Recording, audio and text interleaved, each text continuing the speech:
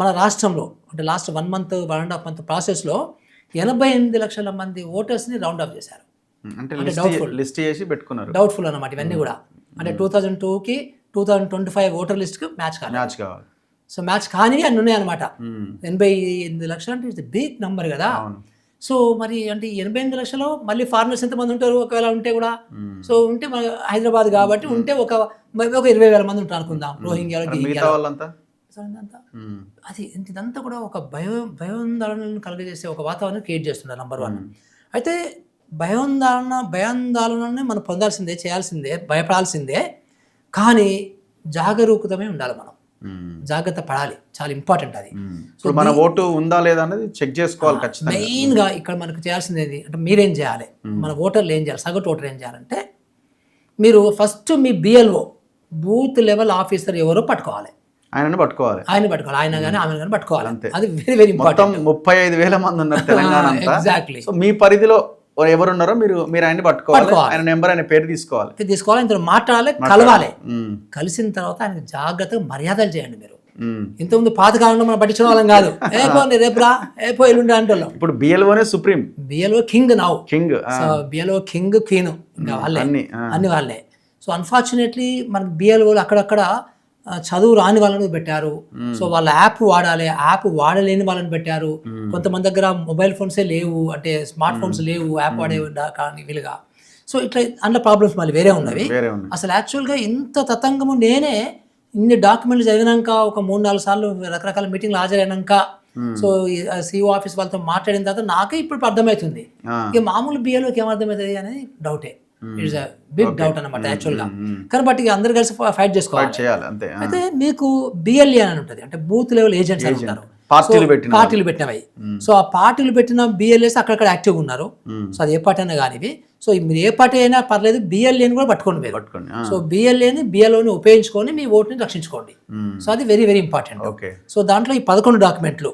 So మనకి ఆ 11 documents ఏంటి అనేది మీరు తెలుసుకోవాలి. మన అడిగి వెళ్తే చెప్తారు మీకు అదంతా కూడా. అందులో డాక్యుమెంట్ ఉందా లేదా అనేది ఇంపార్టెంట్. ఇప్పుడు మాలాంటి వాళ్ళు మేము ఇవాళ ముఖ్యమంత్రి ఆఫీసులో కలుస్తున్నాము. సో ఒకటి పర్మనెంట్ రెసిడెంట్ సర్టిఫికేట్ అని ఒకటి ఉంది.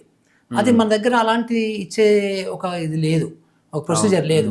అది ఇస్తే బాగుంటుంది అనేది. ఎందుకంటే ఇప్పుడు కర్ణాటకలో మొదలు పెడుతున్నారు పెద్ద ఎత్తున. మళ్ళీ అది కూడా పెద్ద ఇది అవుతుంది కదా సార్. మళ్ళీ పోయి గ్రామ పంచాయతీ ఆఫీస్ దగ్గర లైన్లు పట్టాలి, పెద్ద ఆన్లైన్ లో పెట్టుకోవచ్చు. ఉద్యమం అవుతుంది. మీ సేవలో అప్లై చేస్తే గ్రామ పంచాయతీకి అప్లై చేస్తే ఇచ్చుకుంటారు. సింప్లిఫై చేయాలి గవర్నమెంట్ మరి. సో ఎవరికైతే ఇబ్బంది ఉన్నదో వాళ్ళకి అందరికి కాదు. అంటే అట్లాంటి ప్రొయాక్టివ్ ఒక స్టెప్ మనం తీసుకోగలిగితే, లేదా మరి నీకేం 11 డాక్యుమెంట్స్ ఏముండవు మరి, ఏం లేకపోతే మరి ఏం కావాలి అంటే అసలు రాజ్యాంగం ప్రకారము ఏమనుందబ్బా.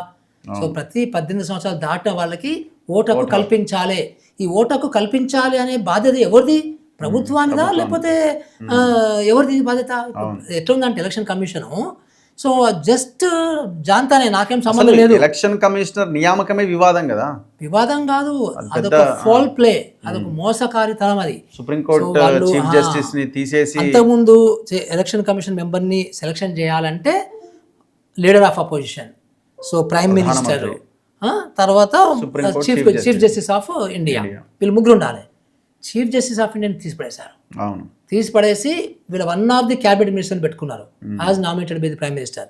అంటే ఇద్దరు వాళ్ళే ఉంటారు, సో మెజార్టీ వాళ్ళే ఉంటారు, ఇద్దరు వాళ్ళే ఉంటారు కాబట్టి ఇంక ఇష్టం. అందుకని ఇలాంటి ఎలక్షన్ కమిషన్ మెంబర్స్ చూస్తున్నాయి. ఇప్పుడు కలిసిపోయారు కదా. ఇప్పుడు బీజేపీ పార్టీ వ్యక్తులాగానే పనిచేస్తున్నారు. ఇప్పుడు నేను ఒక యాజ్ ఎ బ్యూరోక్రాట్ అనకూడదు కానీ, బట్ చాలా క్లియర్గా ఎవిడెంట్గా కనబడుతుంది అదంతా కూడా. ఇప్పుడు మనకి మొన్న కలకట్టాలో వెస్ట్ బెంగాల్లో ఇప్పుడు మనకి ఈ ఓటు హక్కు లేని వాళ్ళకి నోటీస్ ఇవ్వాలి. అంటే మీరు ఉదాహరణకి ఫైనల్గా పబ్లికేషన్ చేస్తారు, తుది జాబితా వస్తుంది కదా. సో మన దగ్గర 1 అక్టోబర్ ఎప్పుడు చేస్తారు ఫర్ ఎగ్జాంపుల్. సో ఆ చేసినప్పుడు మీరు నోటీస్ ఇవ్వాలి, నీకు నీ ఓటు హక్కు లేదు ఇక్కడ, మేము చేసిన సర్వే SIR ప్రకారం ఆ నోటీస్ ఇవ్వాల్సి వస్తుంది. ఆ నోటీస్ ఇచ్చినాక ఆ నోటీస్కి రిప్లై ఇవ్వాలి కదా. సో లేదు నేను ఉన్నాను యాక్చువల్గా, కానీ నాకు సర్టిఫికేట్స్ లేవు, మళ్ళీ అప్లై చేసుకుంటాను. మళ్ళీ ప్రాసెస్ కాదు, ఇప్పుడే ఈ SIR ప్రాసెస్ పార్ట్స్ అనమాట అది. అయితే మొన్న వెస్ట్ బెంగాల్ జరిగిన ప్రాసెస్లో దగ్గర 28 లక్షల మందికి నోటీసులు ఇచ్చారు. ఇస్తే 28 లక్షల మందిలో ఒక 20 లక్షల మంది ఎంతో వాళ్ళు అప్లై చేశారు.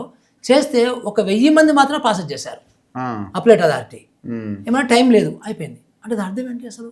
నువ్వు ఎలక్షన్స్ పోస్ట్పోన్ చేసి ఉండాల్సింది, లేకపోతే అవును. కదా. అంటే డెమోక్రసీ ఇంపార్టెంటా నీకు, లేకపోతే నీ యొక్క పద్ధతులు ఇంపార్టెంటా?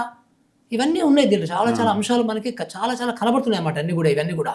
సో ఇది మనము కొంచెం జాగ్రత్తగా ఉండకపోతే మన ఓటు హక్కు పోతుంది. ఓటు హక్కు పోయిందంటే మీరు ఇంకో ప్రాబ్లం చెప్పాలా మీరు, నేను ఇప్పుడు వెస్ట్ బెంగాల్లో మొదలుపెట్టారు. ఏంటంటే నీకు ఓటు హక్కు లేదు కాబట్టి, నువ్వు ఓటర్ కాదు కాబట్టి, నువ్వు ఓటర్గా కాదంటే నువ్వు ఇండియన్ సిటిజన్ కాదు కాబట్టి నీకు గవర్నమెంట్ స్కీమ్స్ ఏమి ఇవ్వం అని మొదలుపెట్టారు ఇప్పుడు. సో అది రేపు మనకు కూడా వస్తుంది, అందరికీ వస్తుంది, దేశం మొత్తానికి వస్తుంది అది. సో నీకు గవర్నమెంట్లో ఉన్నటువంటి పెన్షన్ తీసేస్తారు, లేకపోతే ఎంజీఎన్ఆర్జీఎస్ నీకు ఇవ్వరు, సో లేకపోతే నీకు జాబ్స్ ఇవ్వరు, రకరకాలుగా. కానీ ఇప్పుడు ఇది ఒక రకంగా ప్రజలు కొంచెం ఓటు అంటే ఇంట్రెస్ట్ లేని వాళ్ళకి ఇది ఉపయోగపడుతుందేమో, అంటే ఆ రకంగానే వాడుకోవాలి మనం. బ్లెస్సింగ్ ఇన్ డిస్గైస్ లాగా ఎక్కువ వస్తుంది, కానీ బట్ తెలుసుకునే లోపల పోతుంది కదా ఓటు హక్కు, అది ఒకటి ఉంది కదా. అందుకే ఇప్పుడు మాలాంటి వాళ్ళు మేము ఇప్పుడు చాలా డెమోక్రసీకి ఇంపార్టెంట్ అని చెప్పి దీని పనిచేయాల్సి వస్తుంది. సో దీని గురించి నేర్చుకొని రకరకాల మీటింగ్లలో పోయి, లేకపోతే వీడియోలు ఇట్లాంటివి చేసి చేయాల్సిన అంటే వాళ్ళు సింపుల్గా ఏం చెప్తారంటే, ఇప్పుడు ఓటు జాబితాని మేము సవరిస్తున్నాము అని, నీ ఓటు నువ్వు ఇక్కడే ఉంటే నీ ఓటు ఎందుకు పోతుంది? నువ్వు ఒకవేళ నీకు ఏమైనా ఇబ్బంది జరిగింది అనుకో, మళ్ళీ అప్లై చేసుకో, మళ్ళీ వస్తుంది, ఏముంది ఇందులో, ఇది ఏమైనా పెద్ద ఇదా అనే ఒక సింపుల్ లైన్ చెప్తున్నారు. ప్రాబ్లం అంతా ఏంటంటే, ఫస్ట్ నువ్వు మీ తల్లిదండ్రులకు సంబంధించిన అది ప్రూవ్ చేయాలి, అది సాధ్యం కాదు అని చాలా మందికి సాధ్యం, చాలా మందికి సాధ్యం అవుతుంది, చాలా మందికి సాధ్యం కూడా కాదు.